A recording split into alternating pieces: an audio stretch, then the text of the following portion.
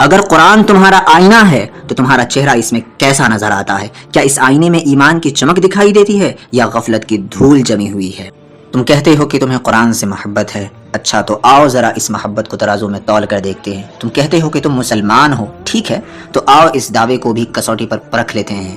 ایک طرف قرآن پاک کی آیات رکھ دو اور دوسری طرف انگریزی کی کوئی عبارت، پھر خود فیصلہ کرو کس طرف تمہارا دل جھکتا ہے، کس زبان کے الفاظ تمہارے لبوں پر روانی سے بہہ جاتے ہیں۔ انگریزی کے جملے تم پورے فخر، اعتماد اور صحیح تلفظ کے ساتھ پڑھتے ہو، ہر لفظ کا مفہوم تمہارے ذہن میں اترتا چلا جاتا ہے، تمہاری زبان پر لذت ہو جاتی ہے، تمہارا چہرہ کھل اٹھتا ہے کیونکہ تم سمجھتے ہو، تم محسوس کرتے ہو۔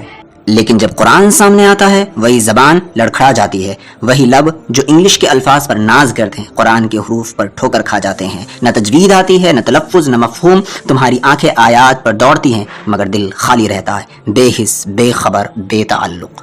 یہ وہی قرآن ہے جس کے لیے تم دعویٰ کرتے ہو کہ مجھے اس سے عشق ہے۔ کیا اسی عشق کا نام ہے کہ تم نے اسے صرف طاق پر سجا رکھا ہے؟ کیا اسی محبت کا ثبوت ہے کہ تمہیں اس کی ایک آیت کا مطلب بھی معلوم نہیں؟ تمہیں انگریزی کے شاعر کی نظم یاد ہے مگر سورہ عصر کا مفہوم نہیں، تمہیں مغربی مفکر کے قول پر یقین ہے مگر تمہارے نبی کے فرمان تمہیں یاد نہیں۔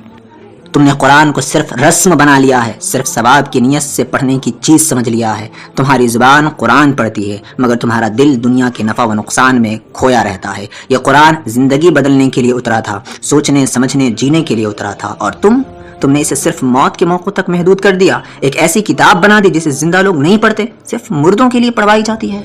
تم کہتے ہو کہ تم مسلمان ہو مگر تمہارے دل کی زبان قرآن کی نہیں، مغربی فلسفے، سوشل میڈیا اور دنیاوی کامیابی کے نعروں کی زبان ہے۔ تم خود کو مسلمان کہتے ہو مگر تمہارے اعمال میں اسلام کی خوشبو نہیں، تمہارے سوچ میں قرآن کی روشنی نہیں۔ تو آؤ اپنے آپ سے ایک سوال کرو، اگر قرآن تمہارا آئینہ ہے تو تمہارا چہرہ اس میں کیسا نظر آتا ہے؟ کیا اس آئینے میں ایمان کی چمک دکھائی دیتی ہے یا غفلت کی دھول جمی ہوئی ہے؟ کیا تم واقعی قرآن سے محبت کرتے ہو یا صرف یہ جملہ کہنا تمہیں اچھا لگتا ہے؟